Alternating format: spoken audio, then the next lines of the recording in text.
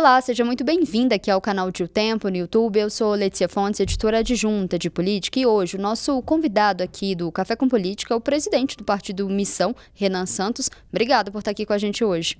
Muito obrigado, sempre um prazer estar aqui com vocês. Queria começar perguntando um pouco sobre esse cenário eleitoral aí agora para as eleições de outubro, né? As últimas pesquisas, né, da Quest e outras pesquisas têm mostrado ali um crescimento do Flávio Bolsonaro, né, em alguns cenários até com um impacto técnico com o presidente Lula. Como que o senhor tem interpretado esse movimento, essas pesquisas? Por enquanto, o eleitor ele ainda está trabalhando com o recall da última eleição. Então, nesse sentido, o aumento da rejeição que o Lula tem, e é um aumento curioso, porque no ano eleitoral o aumento do mandatário sempre é novidade. Então esse aumento de rejeição vai se converter necessariamente em aumento da aprovação ou da intenção de voto do nome mais óbvio que as pessoas têm em mente. E o top of mind, ou seja, o nome que está mais na cabeça das pessoas quando elas pensam em termos eleitorais nacionais, como oposição ao PT, é o sobrenome Bolsonaro. Então é natural que o Flávio leve isso. Isso não quer dizer uma aprovação maior do Flávio, uma diminuição da rejeição ao próprio Flávio Bolsonaro. É apenas, vamos dizer, um balanço, uma balança que envolve a rejeição do Lula e a dele. Quando o eleitor começar a falar sobre política, começar a discutir, aí sim acho que o Flávio começa a enfrentar problemas. Até porque, posso antecipar aqui para vocês, uma chuva de escândalos vai começar a cair na cabeça do Flávio. E o PT está guardando esse ataque para o momento em que ficar certo que o Tarcísio não será mais o candidato do bloco bolsonarista. Quais escândalos? Vocês vão ver alguns envolvimentos do senhor Flávio Bolsonaro no escândalo do Banco Master, mais novidades envolvendo o INSS, o escritório em nome dele, que é tocado por aquela, não sei se é Letícia, uma advogada que é ligada ao Willer Tomás, e também sobre o Bacelar no Rio de Janeiro, porque o Flávio Bolsonaro, ninguém é deputado do Rio de Janeiro impunemente, né? Especialmente na LERJ. Então o Flávio Bolsonaro tinha relações ali com o Bacelar e essas coisas viram à tona em algum momento.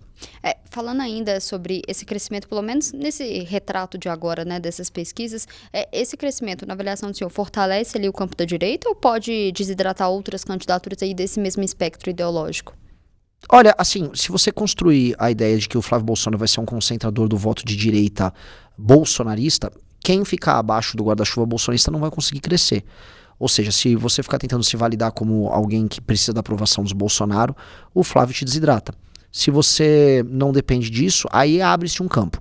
Há um campo aí de coisa de 10% dos eleitores, que a gente pode colocar como eleitor antissistema. E esse eleitor, ele ainda está dormente. Eu acho que esse eleitor vai começar a falar disso em termos eleitorais nos próximos meses, quando a eleição for crescendo. E há também o que a própria pesquisa Quest capta, que existe um eleitorado de pelo menos 24% que não é nem Lula nem Bolsonaro. Esse eleitor, ele é um eleitor menos ativo politicamente. Ele simplesmente tem rejeições desses grupos. E se esse eleitor tiver uma alternativa, que não seja uma alternativa sonolenta, como foi a Simone Tebet na última eleição, essa alternativa poderá crescer. Então, somando esses elementos, eu acho que há um caminho para alguém quebrar, não exatamente a polarização, mas surgir como alternativa ao Flávio para enfrentar o Lula. O senhor é pré-candidato à presidência, né? No que uma eventual candidatura do senhor diferencia ali do bolsonarismo? Eu tenho proposta e eu não sou ladrão, basicamente isso. Então, só de você ter proposta de Brasil e não ser ladrão, você não tem como ser bolsonarista. A característica do bolsonarismo é você gosta do Bolsonaro e você passa pano pros roubos da família Bolsonaro. Às vezes eu sou interpelado na rua por pessoas de direita, falo, pô, Renan, eu gosto das suas propostas, eu vi que você quer matar bandido, eu vi que você tá tratando das questões de corrupção do Centrão no Nordeste, eu concordo com você, mas por que você não junta com a família Bolsonaro? Eu falei, mas você gosta de corrupto? Ele, não gosto. Mas você quer que eu passe pano pros crimes que foram cometidos, por exemplo, pelo Flávio, eu não preciso nem entrar pra família, só pelo Flávio Bolsonaro? Renan, mas tem que entender que o Lula... Eu falei, entendi, se o Lula tem corrupção, aí pode ter corrupção com o Flávio. Então, eu não consigo pensar com essa cabeça. E talvez eu devesse. A real é o seguinte, eu tô aqui em Minas, eu tô aqui na terra do Cleitinho e do Nicolas. Aqui é o seguinte, qual todo o sistema de estímulo? Você fica muito grande, muito famoso, só fechando o olho pro crime do cara do teu bloco, que aí você ganha os votos ali. E talvez eu devesse fazer isso, devesse falar, não, tá tudo bem fazer uma rachadinha, tá tudo bem tentar roubar uma casa que tinha numa ilha de um jogador de futebol, o Richarlison, como o Flávio tava fazendo com o Willer Tomás, o advogado dele. Tá tudo bem passar pano pra todos os escândalos de corrupção que aconteceram no próprio governo do pai dele. Não, tá tudo bem. Deixa estar porque o Lula também é ladrão, e o Lula é. É esse o jogo? Assim, eu não consigo ser assim, não consigo. Então, eu vou construir um caminho em que eu terei proposta e eu vou deixar bem claro que os demais são ladrões. Se o brasileiro quer votar em ladrão, tá tudo bem.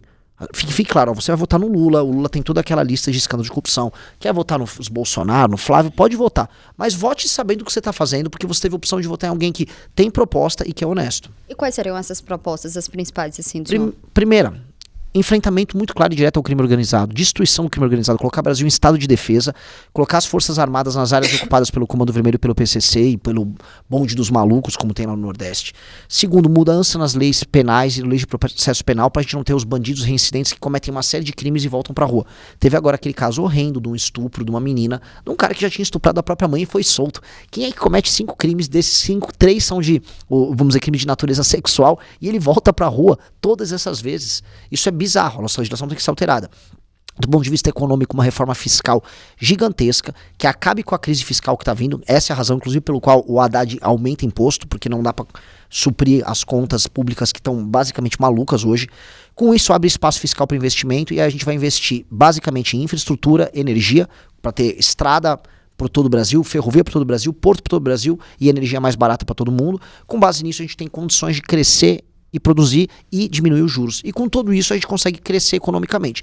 Com segurança e crescendo economicamente, o Brasil já vira um oásis. A situação brasileira perante o mundo melhora bastante. E aí a gente começa a resolver, para mim, o terceiro problema, que são as desigualdades regionais e as cidades que não funcionam, que são controladas pelo Centrão e que as pessoas vivem de Bolsa Família. Se resolver esses problemas, nós temos propostas grandes e pequenas. A gente entra no detalhe em cada uma e entra no detalhe no geral. Mas com essa política de reforma fiscal, reforma administrativa nos municípios e enfrentamento ao crime organizado, o Brasil se torna em 2 anos, não é muito tempo, em 2 anos um país sério.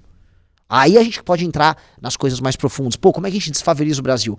Como em 10 anos a gente acaba com todas as favelas, as pessoas morarem em bairros decentes? Porque nenhum país sério tem favela. Não dá pra viver num lugar que tenha favela. Isso é inaceitável e a gente aceita. Como viver num país em que as regiões elas não são tão diferentes umas das outras em termos de desenvolvimento? Como fazer a economia complexa chegar, por exemplo, no Amazonas, para não ter aquela zona franca de Manaus que custa mais de 50 bi por ano pra gente? Tudo isso tem solução. E a gente precisa aplicar essas soluções. O senhor falou um pouco das propostas, né? A gente tem aí nomes conhecidos nacionalmente, né, que estão nessa disputa presidencial. Como que o senhor pretende manter a candidatura do senhor competitiva, né? Nesse cenário, com outros nomes? Ficando conhecido. Rodando o Brasil e ficando conhecido.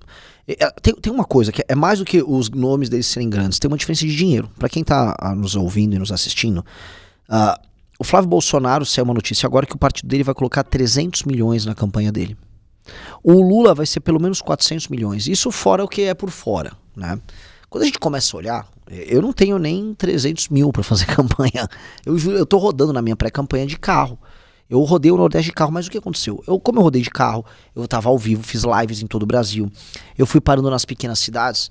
Na última pesquisa Atlas, eu saí na região Nordeste de 4,1% para 5,4%.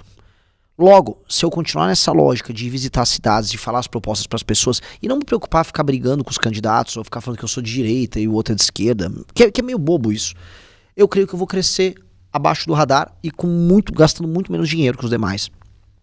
Se eu chegar aos 10%, aí as pessoas vão olhar para mim e vão ver se cara é uma alternativa e chegando a 10% até julho, que essa é a meta que eu tenho, eu ganho a eleição. Porque aí vai ter um efeito de derretimento do Flávio. Se eu chegar a 10%, quer dizer que o eleitor está procurando uma alternativa para derrotar o Lula e que não seja corrupta. Se eu chegar a 10%, eu sou essa alternativa. Portanto, eu estou trabalhando para chegar até lá. E o senhor abriria a mão dessa candidatura em alguma circunstância, assim, ou para ser candidato ao Senado ou vice em alguma chapa? Jamais. Nenhuma circunstância? Eu nunca concorri para nada. Não acho que eu seria um grande parlamentar, que minha função é uma função executiva em tudo que eu faço. Eu já administrei empresas, eu sou editor-chefe de uma revista, eu criei um aplicativo, eu sou presidente de um movimento, eu sou presidente de um partido político. Minha função é executiva. Então, simplesmente não... Primeiro que eu não vou abdicar pra nada porque eu gostaria de ser presidente da República. E segundo que não faria sentido pra mim porque eu não gostaria de ser senador, não gostaria de ser deputado.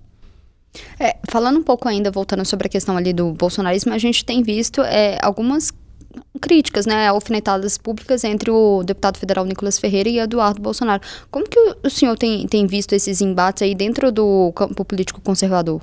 É uma briga de influencers e é uma briga de egos de pessoas que não têm convicção. Os Bolsonaro, eles se tornaram os donos da direita. A direita, quando as pessoas no Brasil confundem direita com família Bolsonaro. Mesmo quando a família Bolsonaro tem posições à esquerda ou quando vota com o PT. Por exemplo, os deputados bolsonaristas agora votaram favoráveis a botar para rodar no Congresso o 6x1 né? E o Vale Gás do Lula. Ou seja, eles votaram em políticas populistas de esquerda. 6x1, o fim da escala 6x1 no projeto da Erika Hilton. A Erika Hilton, que o Nicolas fica brigando, ele, olha lá, esquerda, não sei o que, beleza. O partido dele, eles votaram a favor da 6x1. E o Vale Gás, mesma coisa. Então, não é sobre programa. No fundo, é sobre um bloco político que não gosta do PT. Nesse sentido, como não há programa, não há vinculação a um projeto sério, você fica tendo personalidades que aumentam de tamanho, diminuem de tamanho. O Nicolas é um que aumentou muito de tamanho. Ele é maior do que o Eduardo, do que o Flávio, que os demais. Só que o eleitor gosta dele e apoia ele conquanto ele esteja com os Bolsonaro. Então o Nicolas ele tem que ficar grande, só que ele tem que o tempo todo tem que abaixar a cabeça pros caras.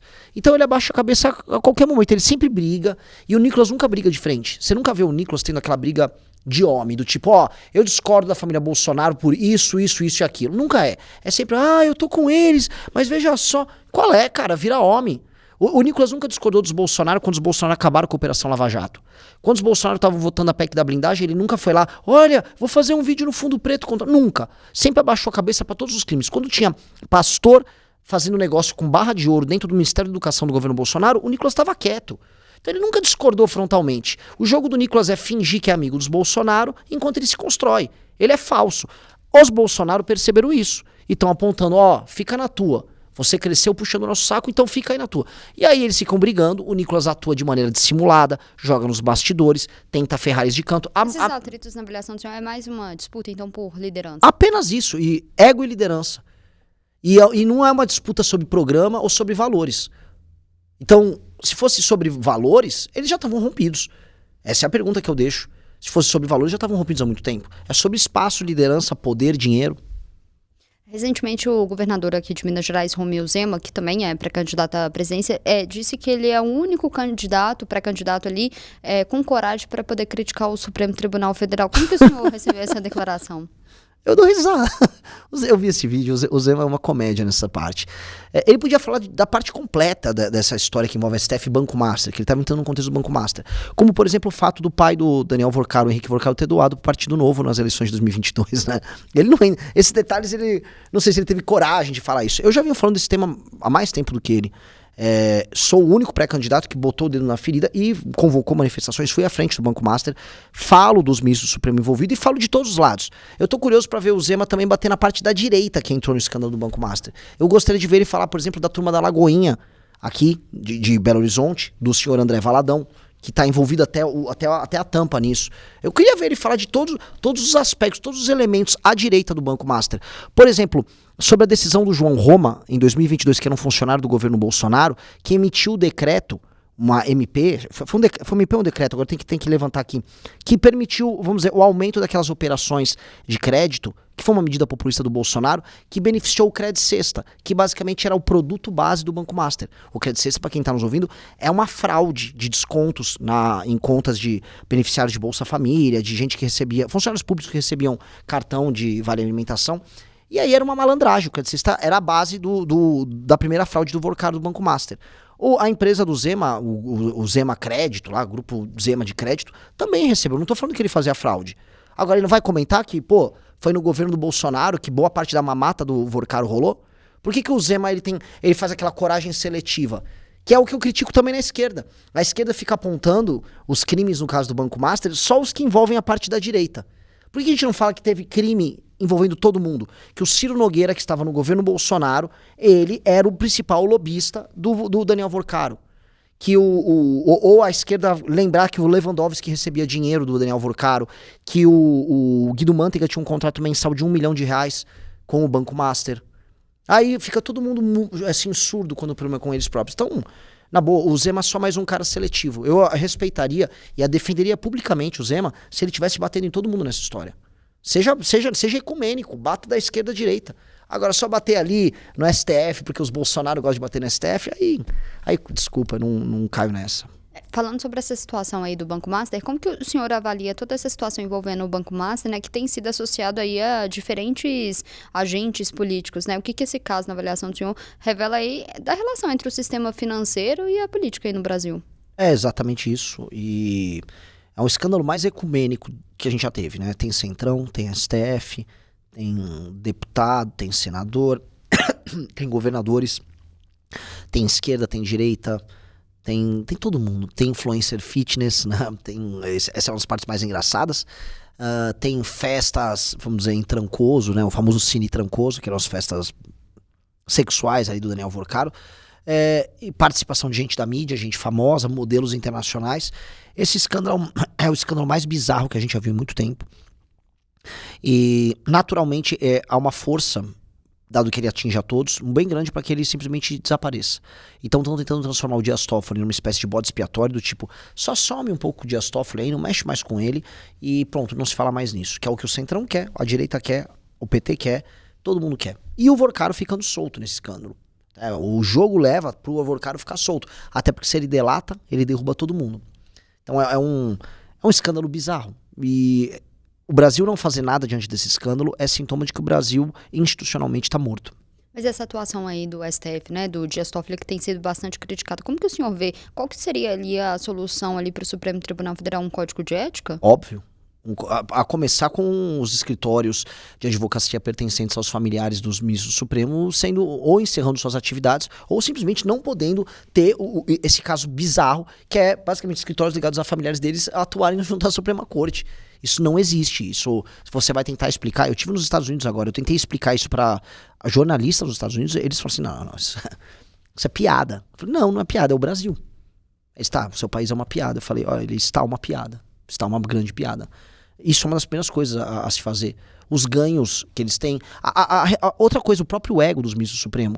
As sessões do STF não tem que mais estar na TV. Infelizmente, essa transparência, que era uma coisa boa no início, se tornou um jogo de ego, em que eles ficam lá discorrendo e aparecendo. Todos eles viraram agentes públicos.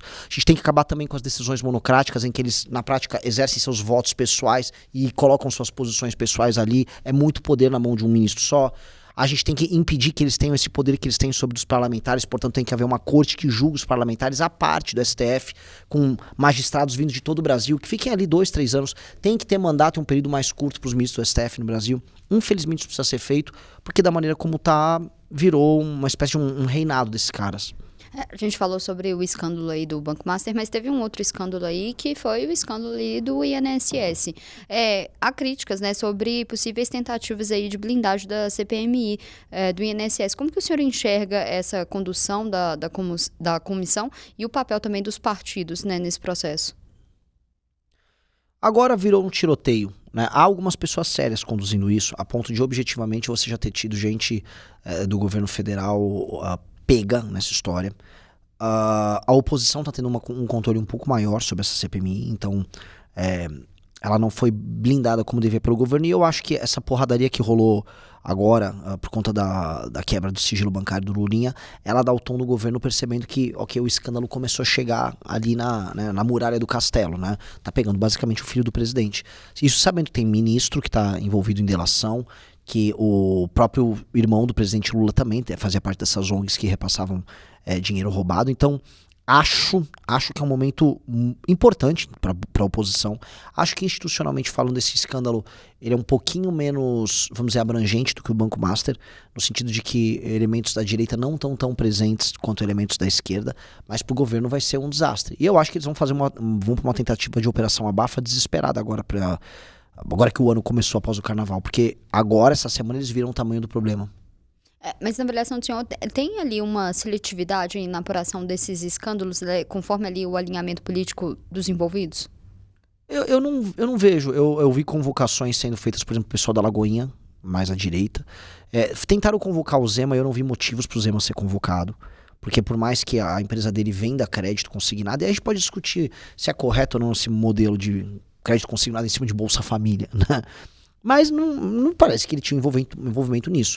Agora, envolvimento das empresas ligadas ao universo, infelizmente, vamos botar aí de agentes públicos com conexões com o governo federal, estão mais explícitas. As delações estão levando tudo para esse campo. O que tem agora, por exemplo, é a questão que envolve o escritório do próprio Flávio Bolsonaro, do envolvimento estranho e de repasses de ligações do Willer Tomás, que é próximo do Flávio, com o Everson Rocha, que é parte, integrante fundamental desse escândalo. E talvez isso comece a chegar no Flávio também. Esse é um dos elementos que vai começar a buscar o Flávio. Eu acho que vale notar o seguinte ponto. Começaram a falar desse escritório do Flávio, nesse escândalo, logo após o filho do Lula ter sido colocado e logo após sair essa última pesquisa. Como a gente sabe, o Lula e o PT estavam pensando em bater no Flávio lá para maio, quando tivesse certo que o Flávio seria candidato. Eles querem o Flávio como candidato porque o Flávio tem uma rejeição alta. E iam deixar a porradaria para comer depois. Agora, eles estão antecipando a porradaria. Então a gente vai começar a ver, vamos dizer, esse escândalo indo também para a direita. Falando um pouco sobre agora a eleição, mas falando um pouco mais aqui de Minas Gerais, a gente tem um cenário um pouco indefinido. E falando de indefinição, tem um senador, Rodrigo Pacheco, que não se coloca ainda como um pré-candidato ao governo de Minas, e o presidente Lula fazendo apelos para que ele seja. Como que o senhor avalia essa indefinição do senador Rodrigo Pacheco? Eu acho, assim, aqui em Minas o jogo tá muito, muito indefinido. Eu tô rodando o Brasil, aqui é um dos cenários mais complicados de analisar. É um monte de candidato, é um monte de pretenso candidato. O Cleitinho é ou não é candidato, o Pacheco é ou não é o candidato. Acho que a gente tem certeza que o Matheus Simões é candidato, mas num arranjo que ele foi emprestado pro PSD pelo Novo, em nome de um possível apoio mútuo que eles poderiam fazer em diversos estados em cenário nacional. Ou seja, é um cenário muito, muito complicado. Envolve ainda como é que eles vão se relacionar com o PL. Cleitinho já correu para declarar apoio pro Flávio Bolsonaro, mas o PL não vai apoiar o Cleitinho. É um desenho maluco. Eu não sei se o Pacheco firma a candidatura ou não. Eu não sei como é que isso interfere na questão do Matheus Simões. Eu acho que o cenário aqui tá mais fácil a gente falar com a mãe de Iná e tentar jogar pros búzios aí, ou jogar na sorte, do que qualquer outra coisa. O senhor não acredita que o PL poderia apoiar o Cleitinho, então? Eu não acho que não faz sentido pro PL apoiar o Cleitinho. Por quê? Porque o Cleitinho, no fim do dia, vai tomar posições ao longo do ano e da pré-candidatura dele que vão ser conflitantes com as posições deles. E o próprio eleitor vai ficar confuso com isso. O Cleitinho, vamos lembrar, ele tem apelo de um eleitor de esquerda. E aqui eles vão precisar levar todos os eleitores à direita. Então vai ser uma confusão bem grande. E o Cleitinho não seria um grande aliado nisso. Porque Minas Gerais é um estado que decide eleições. Então o PL precisaria de um candidato que apoiasse eles integralmente aqui para levar o maior número de votos possíveis. O Cleitinho é um candidato que, eu volto a falar, ele tem apelo também com a base do Lula. O senhor falou de indefinição, e a gente tem toda essa questão também da direita tá dividida. Cleitinho e Matheus Simões não tem uma definição se eles vão caminhar juntos ou não. Na avaliação do senhor, essa fragmentação pode comprometer o desempenho do campo conservador? Assim, o Matheus Simões é um candidato centro-direita, e o Cleitinho é um candidato de nada. Né? Eu não sei qual a posição ideológica do Cleitinho. Direita, na avaliação do senhor, não? Eu não... Às vezes ele depende do dia. Depende da polêmica do dia. Se a polêmica do dia é uma polêmica de direita, ele viu que vai dar like, ele vai ser de direita. Se amanhã é uma de esquerda, ele vai ser de esquerda. O Cleitinho estava agora na campanha do fim da escala 6x1, só porque dá voto e views ali, porque é o populismo do dia. O Cleitinho é um populista de internet.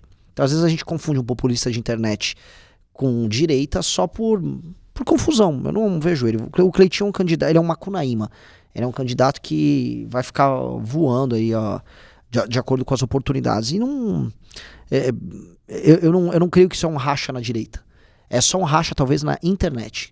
Na verdade, o que a gente está vendo, assim, quando a gente fala assim, de um lado eu tenho o Matheus Simões, que quer pegar a direita de internet para apoiar ele, e o Cleitinho, é a galera de internet. E aí, quando a gente fala de um Pacheco da vida, por exemplo, a gente está falando de um político tradicional. Então os políticos tradicionais eles se resolvem mais rápido. Na internet é muita confusão. Então eu acho que a galera da internet está confusa. O senhor falou de Minas Gerais, né? Ser sempre um estado importante, né? Ser um fiel da balança presidencial. Qual que vai ser a estratégia do senhor para o eleitor mineiro? Falar a verdade. Igual eu tô falando a verdade em todos os lugares que eu tô indo. E às vezes a verdade vai machucar, às vezes a verdade vai ser bacana. Mas falar a verdade. Eu rodei, por exemplo, o Nordeste falando, olha, os municípios de vocês vão precisar ser fundidos, eu vou precisar colocar interventor em algumas cidades, eu vou precisar mostrar para vocês que as suas prefeituras de nada servem, que seus políticos na maior parte do tempo são corruptos e que vocês precisam começar a trabalhar mais, porque hoje as suas cidades são sustentadas com dinheiro vindo de outros lugares do Brasil. Eu cresci no Nordeste falando isso, eu não menti, eu não fiquei, povo bom, povo legal. Então na região norte de Minas, que se parece muito com o Nordeste nos problemas, eu vou tratar eles com esse tipo de soluções. Ao mesmo tempo que a gente vai, por exemplo, para a região do sul de Minas, a gente vai falar como a gente vai agregar valor numa produção que já existe. Sul de Minas, você tem uma produtividade legal ligada ao agro. Você pode fazer, por exemplo, a ideia que tem a Itália tem muito disso, que são os certificados de origem, né? Então o café de Minas Gerais pode ser uma marca Como nós vamos trabalhar isso? Como nós vamos agregar valor? Cada região, uma solução, falar dos problemas, não ser condescendente. Eu acho que vai ser bem interessante fazer isso. Falando um pouco agora do projeto, né, do Missão para essas eleições agora de 2026, qual que é a meta? No Brasil, ganhar tudo que nós pudermos. Mas vai ter candidaturas onde aqui é um exemplo. Eu tenho uma candidatura presidencial, uma pré-candidatura presidencial, tem que falar isso de acordo com a Justiça Eleitoral. Aqui em Minas nós temos o Ben Mendes, que é pré-candidato ao governo. Nós temos muitas lideranças concorrendo a deputado federal e deputado estadual. O objetivo é eleger o maior número possível de pessoas, convencer o maior número possível de eleitores com os recursos que nós temos à disposição. É um partido que tem 3 meses de idade, porém é um partido muito ambicioso, e precisa ser ambicioso. O Brasil é um país que ficou para trás. Se a gente não for ambicioso, a gente não vai conseguir mudar o país. Eu ia perguntar se a prioridade é talvez uma campanha presidencial ou conseguir uma maior bancada aí no Congresso, nas assembleias dos estados, se tem alguma prioridade definida nesse sentido. É tudo relacionado. Quanto melhor eu for para presidente, mais deputados nós vamos fazer.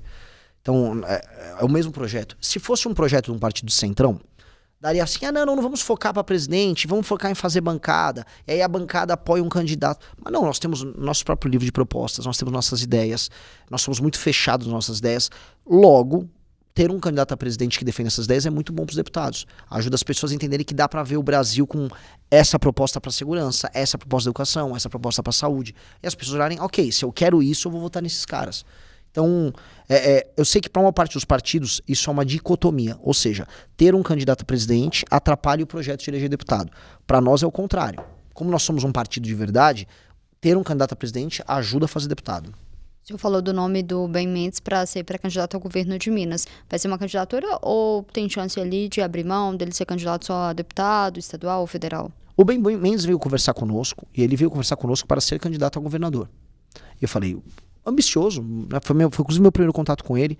Gostei muito da pessoa dele, uma pessoa com uma integridade muito grande, uma pessoa que já tinha lido os nossos projetos, e ele já tinha as mesmas críticas políticas à direita e à esquerda no Brasil anteriormente. Eu já tinha visto esse tipo de conteúdo dele, então eu falei, muito bom. Eu falei, mas agora você tem que conhecer o que a gente pensa. Aí quando ele viu, eu já li o livro amarelo, eu já li as coisas, eu já tô por dentro. Eu fiquei muito surpreso. Eu falei, tá, então vamos começar a articular. Porque uma das coisas eu vou concorrer a presidente da República. O Ben Mendes vai concorrer a governador. As pessoas vão conhecer o que a gente pensa. É diferente. Conforme a gente vai apresentando essas propostas e explicando no detalhe, é algo que as pessoas nunca ouviram. É muito importante ter os candidatos para o governo e para a presidência da República, para as pessoas entenderem que a vida não precisa ser do jeito que ela é, que dá para você ver assim um Brasil diferente, Minas Gerais diferente.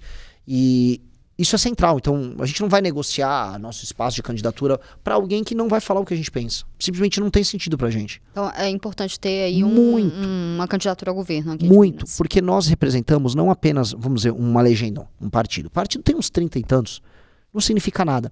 Agora, a gente representa uma ideia única no Brasil. Então, quando você pega a pesquisa Atlas e você quebra por idade, eu tenho entre os mais jovens, a geração Z, 22%.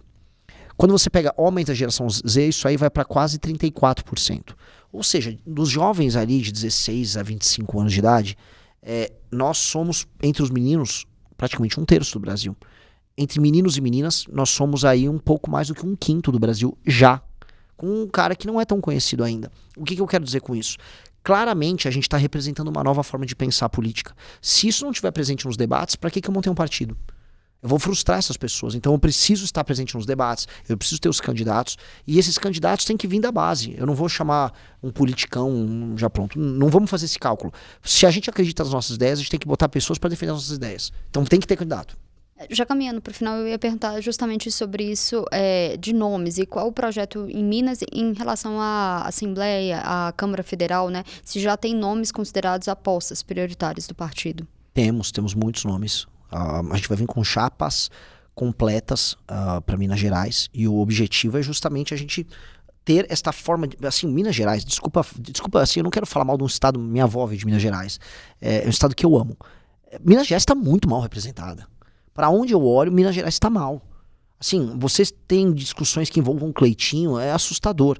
A gente estava falando agora, antes de começar, junto com a nossa equipe, assim, discussões de Bruno Engler. Pelo amor de Deus, galera, sabe? Aí quando eu vou para André Janones, o que tá acontecendo com Minas Gerais, sabe? Minas Gerais sempre influenciou os outros estados em termos políticos. Então eu tenho que trazer pessoas muito boas. Então quando eu falo do Pedro, que é lá de Betim, trabalho monumental, um trabalho de política local monumental. A gente tem vereadores, como a gente trouxe o Israel Russo, a Luana de Chapada Gaúcha, o Caio de Itaúna. Mas a maioria não tem um cargo político, ou tem, ou não necessariamente? Um ou outro é vereador e migrou para o partido, mas já defendia as nossas ideias. Mas a maior parte está concorrendo para a primeira eleição. A Rafaela Cupertino, aqui de Belo Horizonte, está vindo para a primeira eleição. Mas são pessoas que já fizeram militância, ajudaram a coletar, estudam, constroem conteúdo em cima da nossa plataforma. Então, a construção desse campo vai se dar aqui em Minas também. E as pessoas vão se surpreender com o resultado.